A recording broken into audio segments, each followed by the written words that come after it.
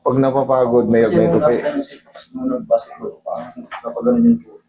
Kailan ka nag-basketball nang napilipit? Ang February, 2 months ko na rin iniinda yung kirot. March, April, May. Nagpaano kasi ako. May shot ka? Mer- Kasi shot ka. Nagpaano ako bilateral. Mm.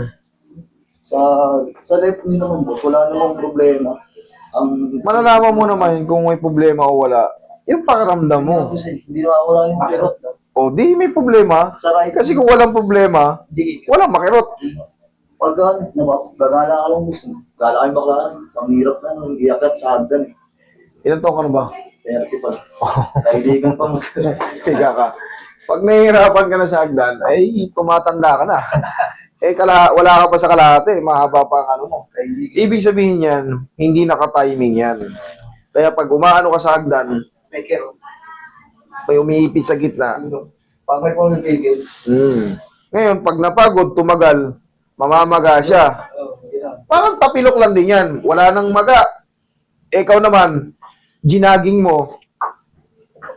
Pagdating ng hapon ba, namaga ah. Ganon din yan sa tuhod. Siyempre, lakad. Wala nang maga. Pero pagdating ng hapon, pag napuwersa na, pag galing sa tayo, pag ginagano mo, ayan, naiipit na yung maga sa loob. Yan ang nangyari. Pero ano nangyari dito sa malaking peklat na to?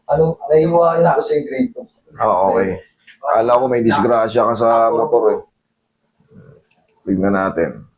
Pero ang nangyari talaga sa basketball, gumanon. Parang napaganyan, mas ito na rin. Okay, parang na ano. Nadaganan pa. Okay.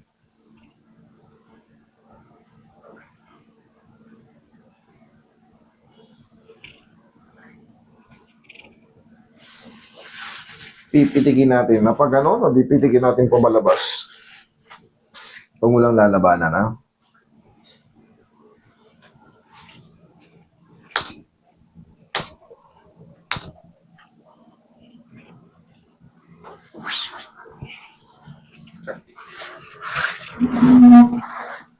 Kung lalabanan.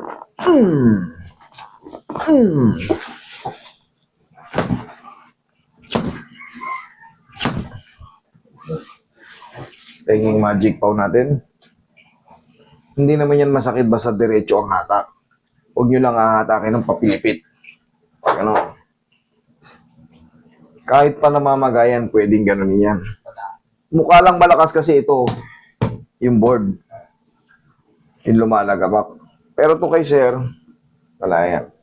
Medyo may swell ng konti rito kasi May mga... fluid siya, tapos minimal. Tinanong ko siya kung pwede ko pa sa suction. Ay sabi ng doktor, hindi naman daw kasi minimal lang. Oo. Both yan eh. Tama yun. Minimal lang.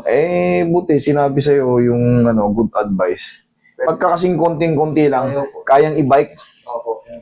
I-bike mo lang yan. Yun yung sabi sa kanya. Pero yung binabanggit ni sir, talagang ginaganon, sinisip-sip yung tuhod pag marami ng fluid. Malalaman mo yung pag pinitik mo rito, yung minsan ginagawa ko, gumaganon talaga. Oh. Maluwag na Pero gusto ko wala. napanood kasi yung dito rin, may tubig din yung tuhod niya. Sabi mo, Oh, paipasaksyon niya. Kaya yun ang tama eh. Tanong-tanong ako. Sabi, nagtinanong ko dun sa doktor, hindi pala daw pwede kasi minimal lang.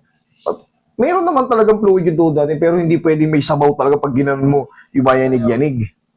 Oh, ito eh, wala naman eh. Dito boss, meron akong meniscus tear. Meniscus tear, nakaka-recover yan. Pinahinga, 2 months po sa hindi mo basketball. Nakaka-recover yan, meniscus tear. Depende. Maraming type of meniscus tear. 2, 4, 6, 8. Marami yan. Pero syempre, huwag nyo munang yun kasi mapupunit lalo yun. Alam nyo ba kung saan yung meniscus nakaposisyon? Yun ang sahig. Sahig ng tuhod na nyo. Yun ang dinidiinan ng dinidiinan nitong femur bone. Ganun di pa siya papatay ka, tapos parang bumibigay yung right nito. Tigasan mo to. Yan, sipa.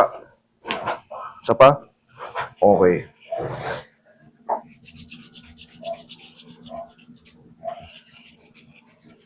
Ano mo yung bandage yan, Roy?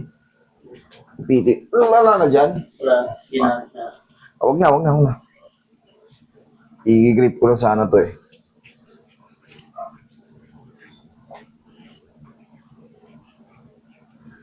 Testingin mo ngayon, maghagdan ka ron.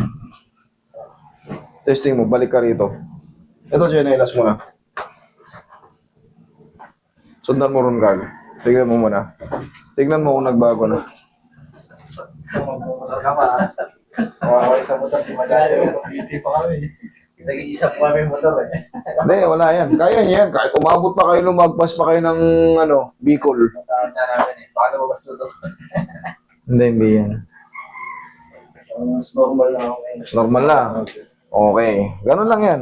Tapos, para matunaw ng gusto yung mga minimal na liquid, yan na yung magbabike-bike kayo. Pinakamaganda yan kasi magbi-build up yan ng muscle dito sa pagbabike nyo. Kung normal ka na, normal na, okay na. Sa treadmill, sir, pwede. Pareho lang yan eh. Treadmill, tsaka yung normal walk, bike. Okay, may treadmill kayo, mas maganda. Pero, alam niyo pinaka-the best? Kaysa sa treadmill? Kasi yung pinaka ron, araw ang inaano natin. Yung sinag ng araw. Kasi may dagdag na vitaminin. Tsaka yung mas makakapagpagaan sa atin pagka na aarawan tayo. Mas healthy tayo pag naarawan. Kaysa sa treadmill. Pang social lang yan eh. Okay. Gagamit ka pa ng kuryente. Okay na, bossing. Okay na. Sige.